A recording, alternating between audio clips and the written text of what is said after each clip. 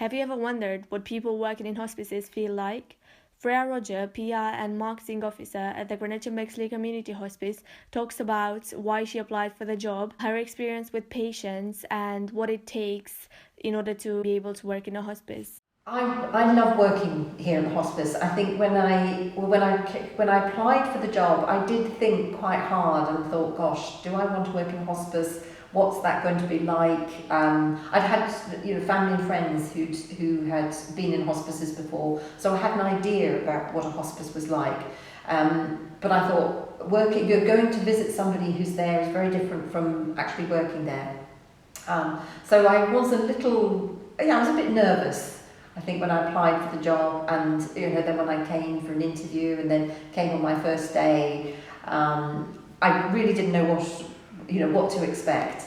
But I very quickly realised that it's a very happy place. I think I've had so much fun. I think that's one of the things that I didn't quite expect to have. I've had so much fun working here at the hospice. I've been able to do some things which I hadn't expected to. I've met some absolutely lovely people, and I have really appreciated meeting those people and getting to know them. Gosh, I've met lots of people throughout my time working for the hospice, who have who made a really big impression on me. I think one woman who I spent some time with, she was here on the inpatient unit, and she chose to come here because we had looked after her husband a few years previously, and she had been so impressed by the support that when she knew that she had a terminal illness and there was no cure, she was very clear that she wanted to come to the hospice.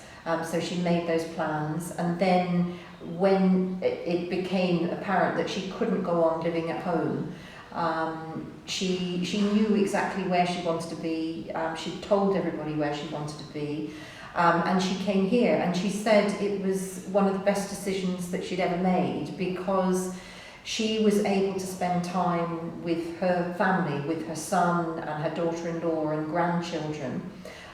So the last weeks of her life were spent. She didn't have to worry about shopping for food or cooking a meal or cleaning the house or anything like that. All of her needs were taken care of. So she was able to concentrate on the family and friends and spend the time that she wanted to with them. And I think that's one of the lovely things that can happen here in a hospice, that we can give people that comfort and make their last few weeks, their last few days as comfortable as possible, and make sure that they get to spend the time that they want with the people who are important to them. I think you need to be kind when you're working with people who are terminally ill. You need to treat people as individuals, because we're all very different.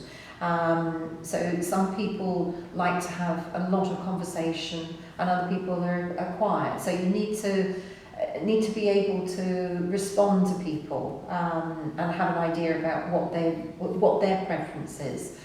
So I think it's important to treat people as individuals, to treat them with respect, to be kind, to be compassionate, and to give people time. I think that's probably the most important thing, to give people some of your time, so that they understand that they're important to you.